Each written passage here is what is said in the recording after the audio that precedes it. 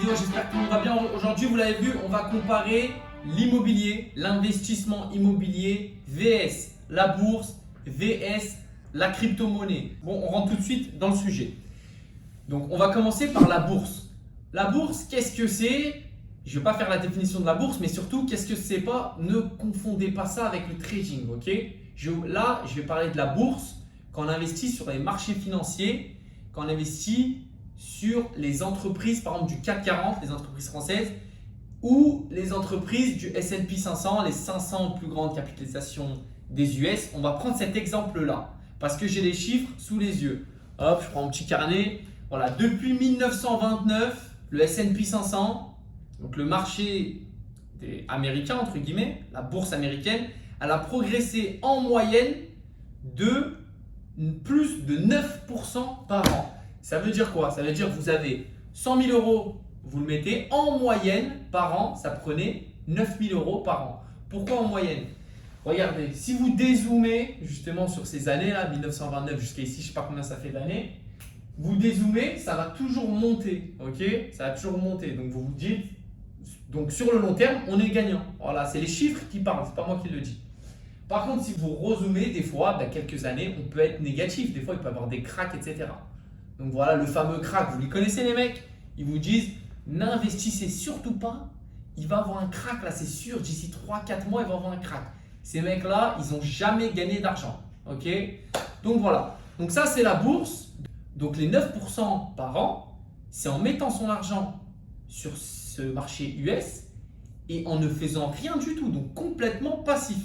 Mais si vous avez un management un petit peu plus actif, et surtout vous avez les bonnes informations, parce qu'il y en a, ils vont être actifs, mais ils vont faire n'importe quoi, et ils vont avoir une performance en dessous du marché, ils vont faire du 3%, etc. Alors que s'ils n'avaient rien fait, ils auraient du 9%. Mais pour les meilleurs, ils vont pouvoir faire 30%, des trucs de fou. Donc voilà, premièrement, vous avez la bourse. Ok, je ne tire pas de conclusion tout de suite. Je vais parler de la crypto-monnaie et après, je vais vous parler de l'immobilier, l'investissement immobilier. Ok, donc deuxièmement, vous avez la crypto-monnaie. Investir en crypto-monnaie, c'est la mode du moment. Pourquoi? Parce qu'on a tous entendu quelqu'un qui s'est enrichi énormément avec la crypto-monnaie. Effectivement, en ce moment, on est dans le bull run. Donc tout ce que vous touchez, ça flambe. Donc il y a des gens, ils n'y connaissent rien du tout, ils achètent, ils gagnent.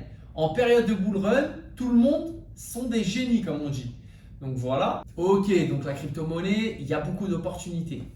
Par contre, on est beaucoup moins sur un investissement bon père de famille que la bourse ou l'immobilier. Ça fluctue beaucoup. Donc en crypto-monnaie, il y a quand même la possibilité de faire des choses entre guillemets sans risque. J'ai fait une vidéo à ce sujet, vous pouvez le regarder, c'est très intéressant. En fait, c'est des crypto-monnaies qui ne fluctuent pas et vous pouvez les prêter comme sur un livret A, mais avec des taux plus intéressants parce qu'il y a beaucoup de gens qui en veulent. Loi de l'offre à la demande, vous avez compris, offre, demande, s'il y en a moins, vous avez des taux plus hauts, etc. On ne rentre pas dans les détails. Je sais, ça va vite, mais je n'ai pas envie que la vidéo elle dure trop longtemps. Si ça va trop vite pour vous, vous mettez pause, vous revenez en arrière, mais moi, je ne vais pas parler plus doucement. Donc voilà, ça c'est la crypto-monnaie. La crypto-monnaie, ça peut être intéressant, on peut faire des bons multiples, etc. Mais c'est plus risqué. Ok, deuxième investissement. Donc en bourse, on peut faire environ, on va arrondir à 10% par an. En crypto-monnaie, c'est très risqué, il y a différents moyens d'investir. Si on s'y connaît, on peut faire du 10% par an, mais on peut faire des x2, x3, etc. Mais il y a des cryptos qui vont faire des x10, il y en a qui ne vont pas bouger, il y en a qui vont baisser. On va arrondir, allez en période de bull run, on va arrondir à 20% par an. Ok, 20% par an sans risque. Ok. Maintenant, on va parler de l'immobilier. L'immobilier, personnellement, c'est ce que j'ai choisi. Et surtout, c'est ce que j'ai choisi pour commencer. Donc là, dans cette vidéo, je compare ces trois différents investissements, mais dans quel cas? Dans le cas où on commence. Et quand on commence, on n'a pas beaucoup d'argent. Ok? Donc vous allez voir où je veux en venir. L'immobilier, là où il éclate ses concurrents, et c'est tout l'enjeu de la vidéo. Donc ceux qui sont restés jusqu'ici, merci. L'immobilier, je vais me mettre debout pour en parler. Je ne sais pas si je rentre dans le cadre. L'immobilier, on peut aller voir la banque, lui demander de l'argent et investir avec l'argent de la banque. Est-ce que vous pouvez aller à la banque lui demander de l'argent et investir en bourse? Non. Est-ce que vous pouvez aller à la banque, lui dire je vais investir sur des shitcoins, Doge, Shiba, etc. Crypto-monnaie, même du Bitcoin, même d'Ethereum? Bien sûr que non.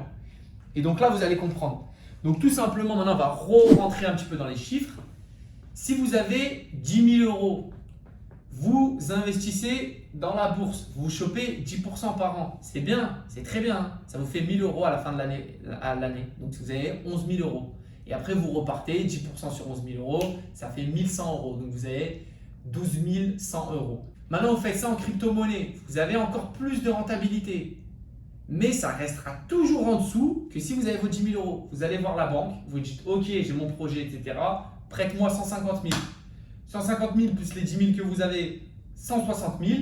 160 000, même avec un projet pas rentable, un projet nul, ça veut dire vous achetez un peu un truc nul, vous optimisez pas vos travaux, etc. Vous allez aller trouver du 5%, du 5-6% par an. 5-6% par an sur 160 000, ça fera toujours plus que 10% ou 15% sur une plus petite somme. Voilà, est-ce que vous avez compris? Donc voilà, je ne vais pas rentrer dans les calculs, etc. Il y en a toujours on va dire la vérité, des embêteurs, voilà pour parler bien, des embêteurs en commentaire qui vont dire oui mais non, la fiscalité.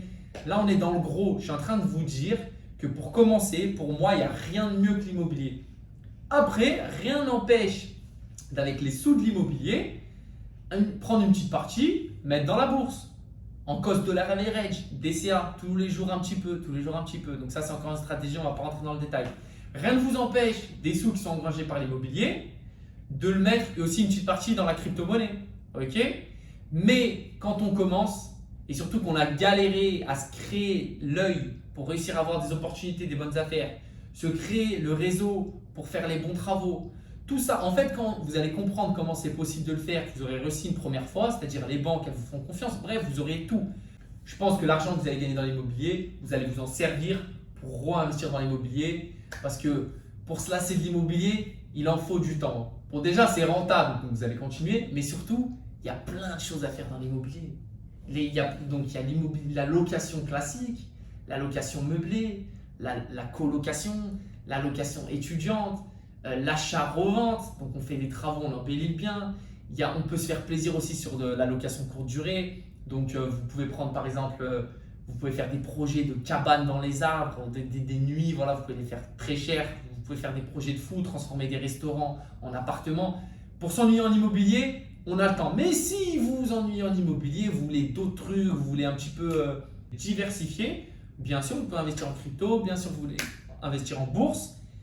Et je vous le conseille aussi parce que vous ne mettez pas tous vos œufs dans le même panier. Voilà, donc j'espère que ça vous a plu. Voilà, ça vous a plu, mais un j'aime. Et pas que parce que ça vous a plu et pas parce que ça va me faire plaisir. Parce que si vous mettez un j'aime, il y aura plus de vues. S'il y a plus de vues, il y aura plus d'abonnés, plus de gens qui regardent. Et plus la communauté elle est grande, plus ça va me motiver à faire des vidéos. Je ne fais pas des vidéos pour 5 personnes. Donc je vois qu'il y a du monde, je vois qu'il y a de l'interaction, etc. Je ferai plus de vidéos. Il y a des gens, ils vont arriver, ils vont me poser des questions, peut-être qu'ils vont vous aider. Vous aussi, si vous avez une question, mettez-la en commentaire, ça va aider d'autres personnes. Maintenant, si tu en veux plus, parce que sur YouTube, je ne poste pas tout le temps. Là où je suis le plus actif, c'est Snapchat. Et il y a du divertissement aussi. Maintenant, grâce à l'immobilier et grâce à d'autres investissements, j'ai de l'argent. Je peux voyager, je peux faire des trucs sympas. Voilà, mon lifestyle, il est assez sympa. Donc, c'est pas mal ce qui se passe sur les réseaux. Vous avez Snapchat, il y a du divertissement. Instagram, c'est un petit peu plus des choses inspirantes. Et après, vous avez le Telegram. Telegram, c'est toutes les informations, c'est plus sérieux, c'est pas du divertissement. Par contre, je peux pas faire une vidéo en 2 secondes sur YouTube. Un Telegram, c'est beaucoup plus rapide, je peux vous envoyer les informations. Voilà, c'est déjà trop long, je vous remercie beaucoup. À bientôt.